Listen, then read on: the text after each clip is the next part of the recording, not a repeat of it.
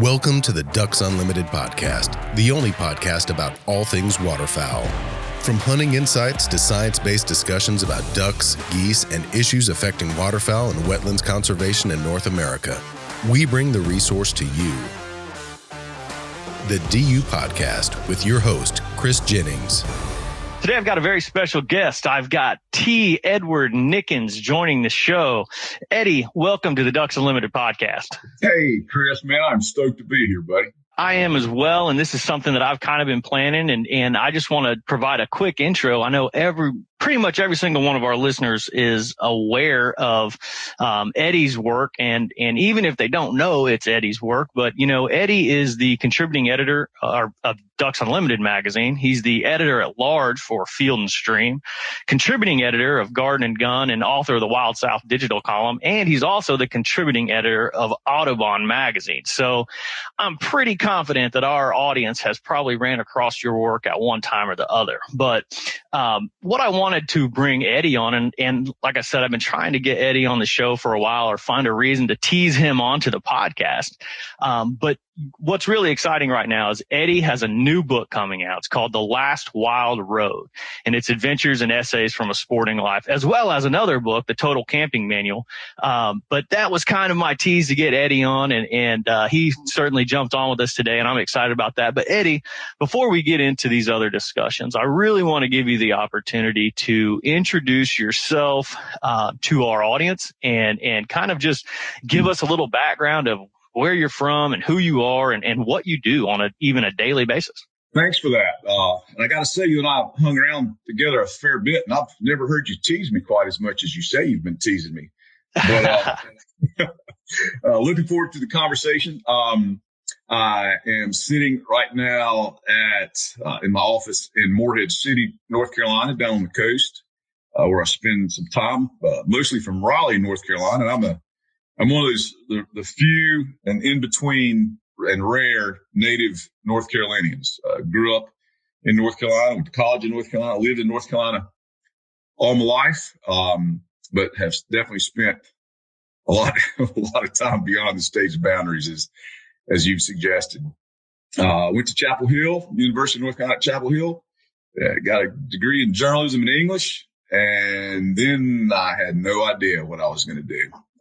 Always knew I wanted to be a writer, but had no idea what that meant. And I literally worked at a pharmacy, an old timey drugstore at their sandwich counter for 2 years after I graduated. But I wrote in my time off, and my very first paying gig ever was to edit the magazine of the North Carolina chapter of DU. They put out a little quarterly newsprint, 16, 20 pages. And I schemed up with those folks, and they paid me $25 an issue to edit their magazine when I was, this was in 84, maybe 85. So yeah, DU launched me into this freelance career, and I have been ever grateful, no doubt. Yeah, and you kind of mentioned before we got online here that you never really had any plans to go into the outdoor, like hunting and fishing writing. Kind of explain that a little bit, because you are pretty much the pillar of outdoor writing right now, and it's just odd that you didn't want to do that. Yeah, for a couple of reasons. One, I hunted and fished. I mean, I was just as passionate about it then as I am now. And I didn't really want to make my hobby my job. I thought there were some downsides to that, and there certainly are. Mm-hmm. But as I started working more and more into the freelance gig, Chris, I went freelance when I was 27. I'd had a full-time job at a little magazine for about a year and a half, started freelancing on the side. And then I saw that's what I wanted to do. So I was freelancing for the likes of Men's Journal, magazines like that. Then started picking up some work for Smithsonian Magazine and National Geographic Adventure. And these were magazines that just had a different approach than what traditional hunting and fishing magazines have been like. And it's just something that I thought, well, I'm going to keep those two parts of my life separate. But I was doing a lot of work for Men's Journal at the time, and Field and Stream happened to poach the two top editors of Men's Journal, Sid Evans and David Benedetto. Brought them over to Field and Stream. The idea was to maybe give Field and Stream a little bit more of a narrative, a little bit more of a slightly more literary, maybe would be a term, approach to hunting and fishing. And Sid and David really wanted me to come and work for them. And, you're not going to turn Field and Stream down. You just not. Yeah, that's right. And, so man, I've been off and running since then. Been writing for Field and Stream for maybe 19 years. Started my own column with the Title, about 7 years ago. So features everywhere from Alaska to, you just any corner of the continent practically. It's been a thrill. It's been a thrill. Yeah, and that's something I'll probably get into here in a little bit, and something we'll talk about with the new book too. Just the adventures that you've probably been on are just a fantastic story either way. But before we get into the new books, I got to ask the North Carolina native, how was your duck season? Yeah, you have to ask that. Have to. It had its ups and it had its downs. It's funny. I did a piece for the Wild South, my digital column for Garden Gun, during the hunt, right at the end of hunting season, about how folks' hunting season was. And I talked to Jerry Holden, right? So he's the director of operations for the Southern region of DU. And he had the exact same response. As soon as I asked him that, he said, do we really have to talk about this? I think he was coming off like a 5-day duckless bender, hadn't shot a duck. We all struggled in the South. Most of us struggled in the South this year. So it was a little bit slow for sure. And certainly for me as well, Chris, I'm fortunate to travel and hunt a lot and travel and hunt a fair bit for DU magazine. And man, the dominoes were just falling, just assignment after assignment after assignment. Mm-hmm. So that was difficult, but still got out and still did a fair bit of hunting. Didn't have the season that we wanted. Actually turned my attention to some other types of hunting. Hit the woodcock pretty hard this year. We had a really good woodcock year, and ducks weren't down, but woodcock were, and had a ball with that. But that time did give me a chance to finish up these two books, The Last Wild Road and the Total Camping Manual. So, you know what? Silver linings. And I've told my wife I'm double vaccinated, and I'll see you in February. Time to hit the road, right? I think everybody in the hunting community is probably looking forward to that as well this coming fall. Even a semblance of a back to normal. I guess that's a bad phrase. It's overused, in my opinion, but something that, the travel aspect of hunting plays such a massive impact across the whole spectrum that I think everyone's just going to be excited to get back into it. And then, from your perspective, even from a professional standpoint, being able to go on these, trips and share these stories with audiences of the multiple titles that you work for is going to be exciting even for the readers. I think that's what I'm looking forward to for sure. Yeah. And I'm looking forward to hunting around North Carolina too. I think a lot of us took a break from the whole duck camp scene. And I've missed my buddies. I've missed my local swamps. I've missed Tommy Kreislevitz's biscuits in the morning. I'm ready for all that too. Yeah, absolutely. I mean, I think the farthest I got last year was Arkansas, and that's technically about 12 miles from my house is the Arkansas border. So, that just lets you know how limited people's travel, and everybody kind of had their own mentality on traveling and hunting camps, and which is perfectly fine. And I think people are really going to look forward to getting after it this coming season. No doubt. That's a good transition, and for going from travel to your new book. We'll talk about the first one, The Last Wild Road, and its adventures and essays from a sporting life. And it's really a kind of a collection of your work over the years and some of your, most popular pieces or favorite pieces and just stories that you've shared over the years. Kind of get into the reasons of why this book and why at this time. I mean, like you said, the timing's perfect. But why exactly, did you choose this book and really this title? I think makes it really alluring. Yeah. I'm thrilled how the book came together. I'm really happy with the cover. The title. This is a project I have been thinking about, Chris, for 6 or 7 years. And frankly, I'm glad it took this long because I think it's a better project. I think the work that I've been able to do over the last 5 or 6 years has definitely deepened the story selection that we have in The Last Wild Road, and deepened a lot of those relationships that I talk about in the book. But it is a collection of what Colin Kearns, my longtime and beloved editor at Field & Stream, what we felt like were my best pieces, both my columns, the Total Outdoorsman column, and the features. And, I write how-to stuff and where-to stuff, but my real love are these longer first-person, almost essay-ish type treatments of hunting and fishing. I like to tell people I love to write really great stories.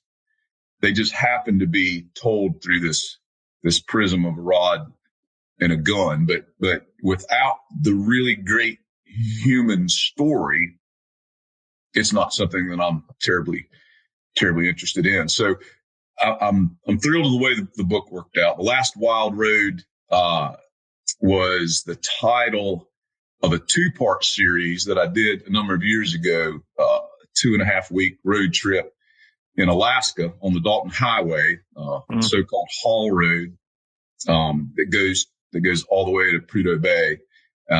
Sort of the gig was a couple of Southern boys, my companion in crime for a lot of these trips, Scott Wood. We took a bunch of grits and a bunch of fly rods and a bunch of country ham and a bunch of shotguns. And we pretty much fed ourselves for 2.5 weeks up and down that road, took a float trip, 5-day, rafting trip into the Arctic National Wildlife Refuge, in the middle of that. So that last wild road, this notion of journey in the book is sort of put together as this idea of a journey. The first chapter is called Trailhead. And then it sort of moves through the action of hunting and fishing. We've got a whole section there on family, because that's a part of the journey. And you'll see in that book, if readers will, if your listeners will buy it, which of course they will, they'll see that it's the journey of my relationship with my son, in large measure, Jack, who started going with me when he was just a kid. And now he's graduating from college here in 3 weeks and taking off on his own adventure, the tallest Nickens in the history of Nickens. The tallest Nickens, is that what you said? The tallest? That's pretty good. Yeah. Dave Petzel, when I edited out the first line of his blurb on the back of the book, he said, "I'll keep this short because Nickens is short." But so it's been a fun journey to look at what I've been able to do, I guess, in my career. But I think it's been even more meaningful to me putting this book together, Chris, because it has underscored for me in this time of difficulty and challenge during the pandemic how utterly essential the outdoors has been, not just to my life, but to my everyday existence, how I can track my anxiety levels and my sort of day-to-day satisfaction with how much I've been able to spend outdoors. And I think that's important. And I think you'll see in the book, The Last Wild Road, adventure is what you make of it. and adventure can start a half inch off the sidewalk. You know, a lot of this stuff in the book, it's not, I mean, there's some crazy, gnarly stuff in there, no doubt. But a lot of these essays and stories took place, you know, in my hunting camp, an hour away from, you know, the capital city in North Carolina. These are backwoods and just off the sidewalk and just on the other side of the trail and just around the river bend kind of experiences too. I mean, there's near death experiences and crazy Alaska trips and all that in there, but it's not all just about that.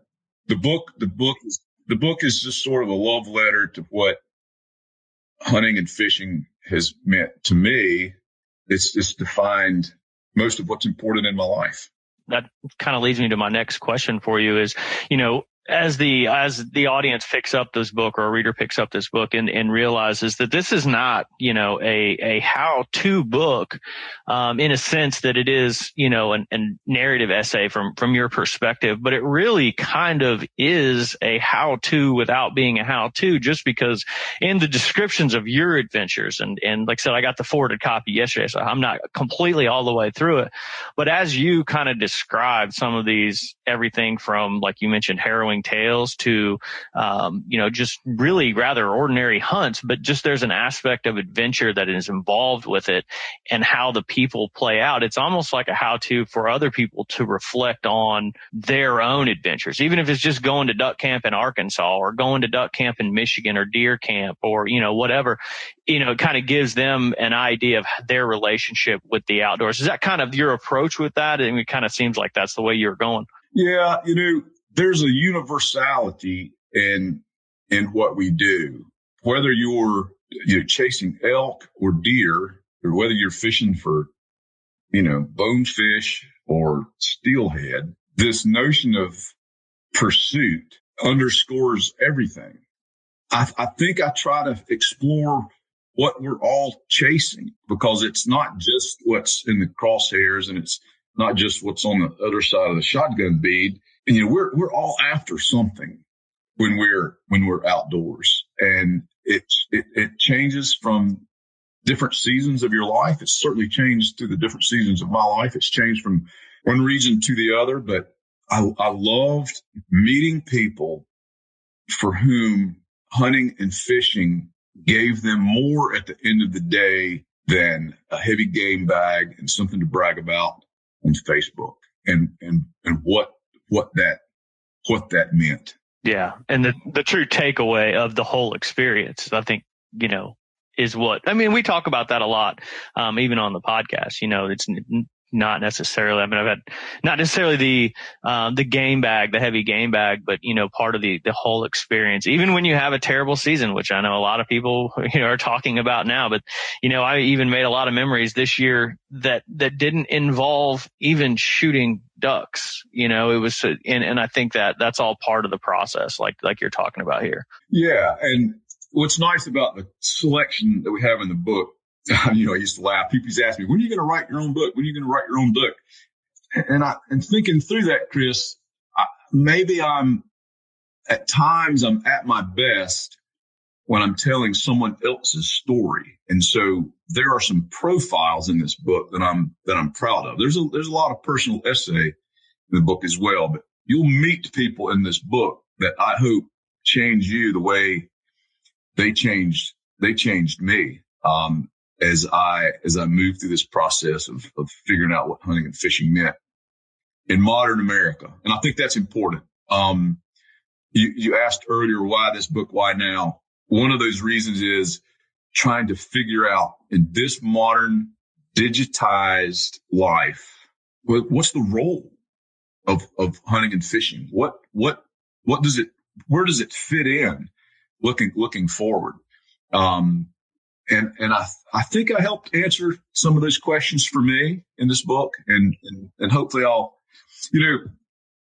there was a time when, and I'll talk about this when I speak at some DU things, when duck numbers were really tough going, few years back when Jack, my son, was younger, and he loved duck hunting. Holy cow, he loved duck hunting. And I would ask myself, am I doing a disservice to my son, turning him on to something that may be declining for the rest of his life? And frankly and thankfully, we're not at that place. But having those kinds of discussions, this intentional questioning of what do I get out of these pursuits, and how can I construct my own sporting life so that it's as rich as possible for the people that I love. And that's been a fun thing to think about. Yeah, no, I mean, I think every, hunter, even, like you mentioned, waterfowl hunter, once they take a step back from I guess when you're younger, you have that, real go-getter, got to feel the strap mentality. But once you take a step back and like you mentioned, you're introducing Jack, to waterfowl hunting, you really have to look at the big picture. And of course, that's something that at Ducks Unlimited, we talk about probably more than anyone, as that full big picture that you really have to really put into perspective as you do these, activities that everyone loves. And it's easy to fall in love with waterfowl hunting for sure. I don't want to tell too many Jack stories here, but the DU people, DU Nation will appreciate this. I had a period in my life when duck hunting was predominant all through college and after college, but then as numbers were going down and other things, so I went to the dark side, right? I started deer hunting more than I duck hunted. So when Jack was a little kid, I deer hunted more than I duck hunted. And I took him deer hunting, and I took him when he was it's two different times for different kids, but for him, it was too early. Mm-hmm. But, deer hunting for a little kid is just this exercise and just, sit down, shut up, don't move, quit wrestling, And it was just terrible. But he's this high energy kid, a very social kid. But he was not I learned about this later talking with my wife. He grew to hate going, but he was not going to tell his daddy no. He was not going to disappoint me because he knew how much it meant to me. Yeah. I'll never forget, man, the first time I took Jack duck hunting, and little bitty fella, and we paddled out in the swamp. We were standing there in the swamp, and I looked over, and the sun was up, and there's some birds flying around, and he was moving his right hand from his waist, just moving it incrementally, almost could barely see his hand move. And I watched him, and he moved his finger up, and he scratched his nose because he knew if he were to scratch his nose in a deer blind, Daddy would go ballistic. And I just felt terrible, man. And I said, Jack, dude, man, when you're duck hunting, as long as there's not ducks, scratch your nose, you can, eat a biscuit. We can chat. Yeah, you can sing a song if there's no ducks flying around. Yeah. And let me tell you, honestly, I could see the weight lift off that little boy's shoulders. Mm-hmm. And he was and from then on, he was a duck hunter. And now I joke, I say, Jack, just because you can talk in a duck blind doesn't mean you have to constantly talk. But yeah, that's right. But duck hunting is one of those wonderful things. It's social, it's solitary, it's a team effort. You can go on your own. And then there's a lot about duck hunting in this book, and I'm happy with some of these stories. Yeah. And, one of them that just, stuck out to me is a land of a million ducks. And we don't want to get too far into it, but, it's kind of one of those that is probably relatable to a lot of waterfowl hunters. And if you can kind of just lead in, just tease it a little bit, I guess I don't want to ruin the story for someone, but, just kind of share little tidbits about kind of the background of that and your trip up into Canada. Yeah. Land of a Million Ducks was, a bit of a proof of concept story, so we all hear about how, the sorriest, most worthless, laziest duck hunter in the world can, show up in Piedmont Prairie pothole and just, end up with a pile of ducks every day. And I wondered about that. And so I decided to prove that theory, not as the laziest most sorry duck hunter in the world, but maybe I was pretty close to it at the time. So the Land of a Million Ducks is a story of the guy who introduced me to duck hunting, my college buddy, Lee Davis, and I flew to Saskatchewan knowing nothing. We had waders, 2 guns, and I can't remember now, 2 or 3 bags of decoys. Now, bear in mind, this was before the internet was even freaking invented. So there was no Onyx. There was no nothing.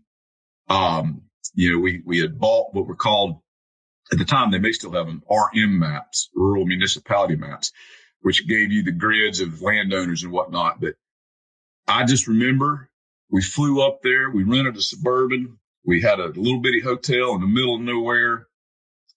And we got out. We unloaded our stuff into the hotel. We jumped in the truck. We drove out in the middle of the Saskatchewan prairies, and we pulled over to the side of the road, and Lee and I both just looked at each other and said, what were we thinking? There's a lot more to it.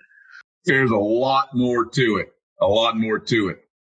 But I won't spoil the ending, although the title hints at what we found. Mm-hmm. But it was one of those moments, one of those hunting times when at the end of that, Chris, we had this notion of confidence.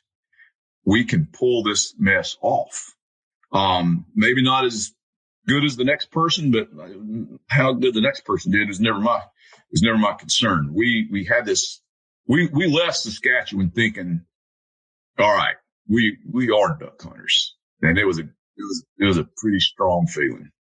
Yeah, you almost proved it to yourself. That's your, you proved that you could do it successfully if you really put your mind to it, I guess. Yeah.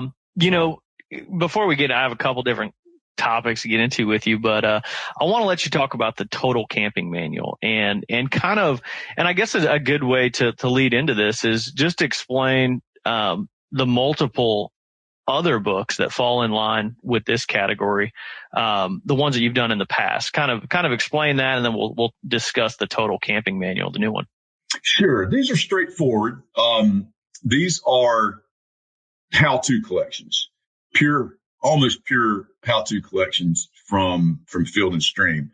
The very first one was called the Total Outdoorsman Manual. It's been out for about 7 years. A lot of us grew up with all these how-to books. And with the advent of the internet and whatnot, these things sort of fell off planet. There wasn't a lot of just general how-to books out there. So Field and Stream had hooked up with this publishing company called Weldon Owen, and they had this really cool concept of putting together how-to books with lots of great photos and graphics and just make them really interesting. Mm-hmm. So I did the Total Outdoorsman Manual with Field and Stream, not knowing how successful it would be. And it's, there's a chapter on hunting, a chapter on fishing, chapter on camping, chapter on survival. Each one is opened by a personal essay that I've written, and it just exploded. We just had no idea how the hunger was for this type of thing. I remember the conversations. Do we print 10,000? Do we take a chance and print 20,000? It sold over 250,000 copies. Oh, wow. Yeah. It was nuts. It was on the New York Times nonfiction how-to bestseller list. It was a bestseller in Canada. It's been translated into French, Polish, 4 other languages. And much of that was the power of Field and Stream and the power of Field and Stream's brand pushing that book out. I'm not going to take the credit for it, but it did show us that there was a market for that type of book. And it's been followed by, I did a second one, Total Outdoorsman Skills and Tools, did a third one, which was a best of. Then we've done, Joe Cermelli did Total Fishing Manual. We've done everything from deer hunting to you name it. There's 11 or 12 of them out now. 2 years ago, I published the Total Knife Manual. Mm-hmm. Then came a hilarious project with my buddy Will Brantley, the Total Redneck Manual. Yeah. And so this summer we're coming out with the total camping manual. No hunting and fishing other than sort of how it just goes hand in hand with camping. But, during the pandemic, of course, we all know people just went nuts over the outdoors. People had never been off a sidewalk, or suddenly, have to be airlifted, rescued from the back of nowhere because everybody hit the woods. Everybody hit the waters because that's what they could do. So this is a book it's got expert tips in it. I love to camp, and I camp a lot, and I camp backcountry and remote and front country and not so remote. So that's what the Total Camping book is about. Excited about that coming out in June of this year. Where can people get these books? Yeah, so they'll be Last Wild Road is going to be pretty much anywhere you can buy a book. So it's certainly available online, Amazon, Barnes & Noble, Books A Million. It's on all of those sites now for pre-order. It's supposed to hit bookshelves on May 14th. So wherever books are sold, I'm hoping. And then the same with the Total Camping Manual. It'll be available at Barnes & Noble's bookstores and also their own site and Amazon. So, these days, most books are bought online, but these books are still they'll still be out there in bookstores. The Total Manual series, they even show up in places like Bass Pro and Cabela's, and I think Lowe's and Home Depot carried them at some point. I'm not sure if that's going to be the case for this one, though. Oh, very cool. Yeah. No, and what about people who want personally signed books from you? Is that possible? It is possible. I didn't know if you were going to have any book signings or anything coming up, or an opportunity for someone to, get the book and have it signed, something like that. Yeah, we're going to have a launch party in Raleigh, North Carolina, in July for these titles. There may be some opportunities like at SHOT Show and that sort of thing, but for all intents and purposes, I will be signing personal copies. I'll be putting some information out via my Instagram and Facebook pages on how folks can get autographed and personalized copies. I mean, obviously, if you order one from Amazon, it's not going to be autographed. But if that's something folks are interested in, then if they'll follow me on social media, they'll find out here in the next month how they can make that happen. All exciting news. That is certainly super exciting for you. I'm sure our audience is going to see both of these books probably in the magazine and our mixed bag section at some point in time in the near future. So they'll get an opportunity to see those. But I want to kind of transition over to a little bit more of a DU focus, I guess. And I want to discuss with you a piece that you did. I think it published last year. Sometimes the articles blend together. And it was called Fall Break on the Prairies. And I really like this piece because, one, I, have a relationship obviously with you and Jack. I've hunted with both of you. But you took an approach to this that is kind of unique in the sense that you kind of planned this as potentially the last trip that you and Jack did, when he had the opportunity to be on a fall break since, now that he's going to be graduating, he may end up in a job where he doesn't have that same flexibility. And you kind of took advantage of this, but kind of explain to our audience and most of our audience have probably saw this in the magazine. I think it was September, October issue. Explain to our audience like your approach with this and kind of talk about the cool aspects of that adventure with you and Jack. Yeah, for sure. As I mentioned earlier, Jack loved to duck hunt. He likes to do a lot of other kind of hunting, but duck hunting was, man, that's his thing. And fly fishing. And he always wanted to go to the prairie potholes. He read Land of a Million Ducks. I did another sort of self-supported freelance big trip to North Dakota a few years back. But when you're a kid in the East or in a lot of places in the country, there's no time you can really do that. He'd get a couple of day spring break from middle school or high school, but that's not enough to pull off a trip like that. So we always said, as soon as you get to college, your first fall break, we're going to the prairie potholes. So freshman year, we get invited to go pronghorn antelope hunting. I'm thinking, well, maybe we'll just do that because then we'll go prairie fire. Then his sophomore year it was this, and all of a sudden here it is his junior year, and we decided we're gonna pull this off. Another one of those. We went somewhere I'd never been before. Didn't have a lot of intel in this region of North Dakota, and had some buddies who'd been hunting the area, hour and a half, 2 hours away. But so we rolled the dice. I literally found a house online, rented it. We showed up with kind of like the land of a million ducks, 2 guns, well, maybe 3 for spare, and 2 pairs of waders and a couple bags of decoys. I did hook up with a DU, wildlife technician, Chris Nation out there who helped out some, and we pulled it off, man. And it was crazy because I don't know if y'all remember, but 2 years ago, there was that massive snowstorm in the Dakotas. Oh, and we were right there 3 days after that. You went to places, it was just a frozen wetland. We just worried that it was going to be terrible.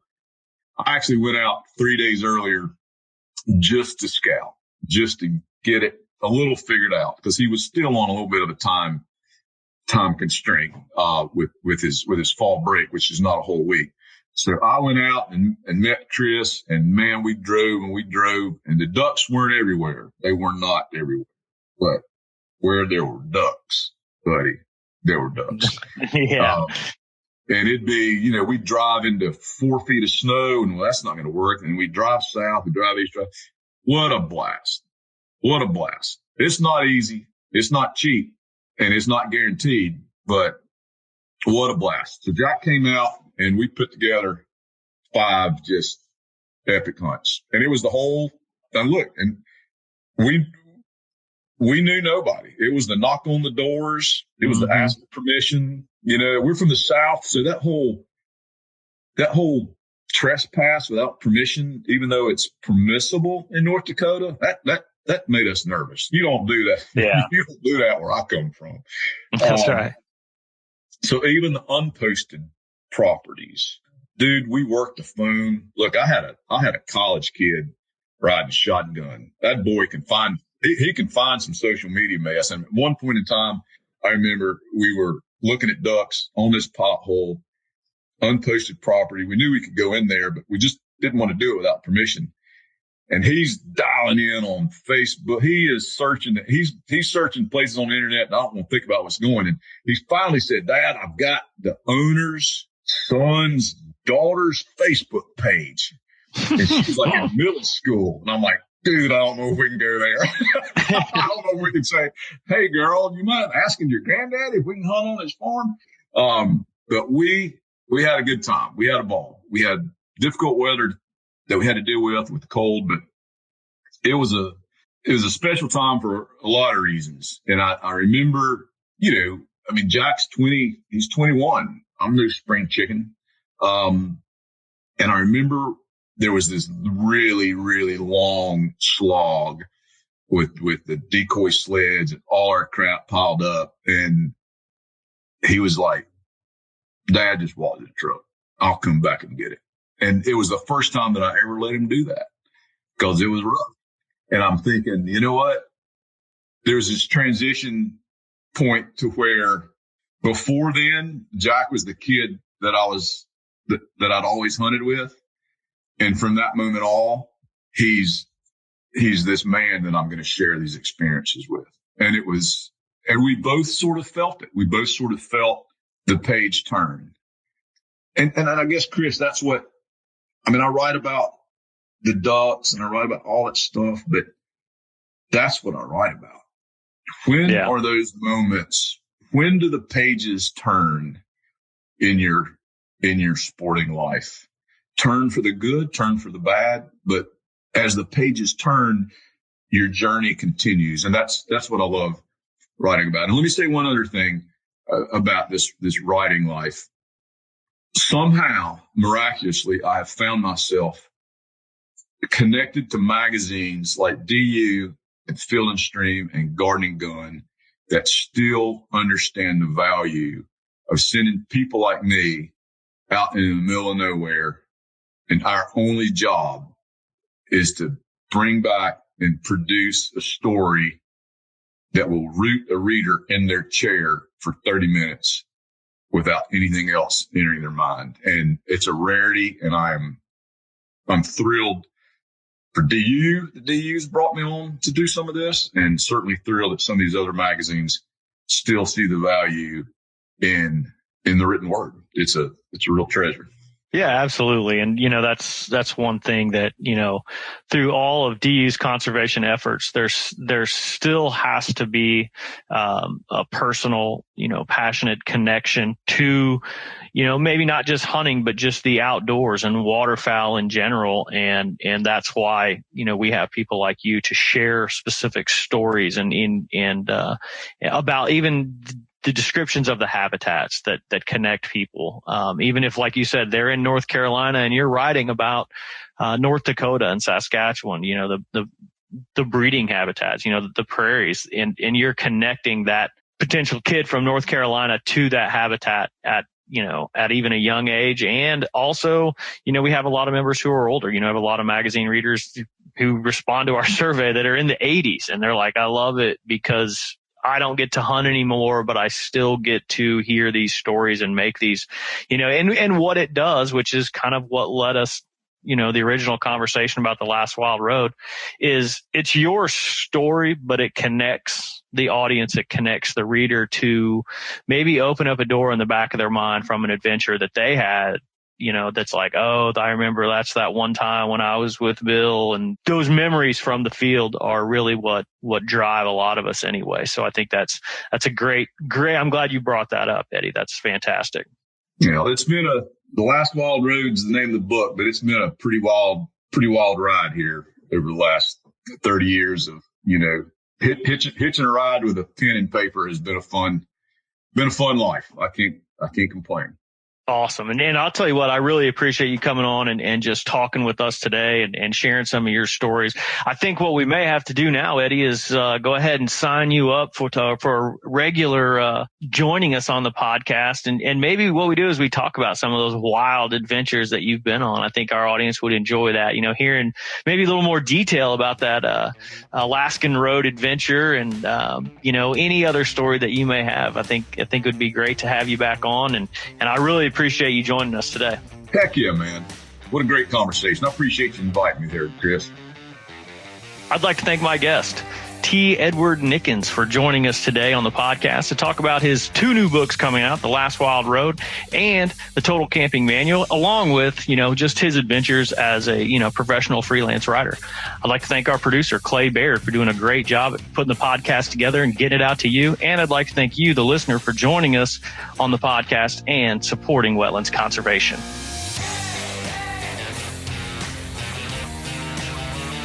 Thank you for listening to this episode of the DU Podcast. Be sure to rate, review, and subscribe to the show and visit www.ducks.org/DU Podcast for resources based on today's topics, as well as access to more episodes. Opinions expressed by guests do not necessarily reflect those of Ducks Unlimited. Until next time, stay tuned to the Ducks.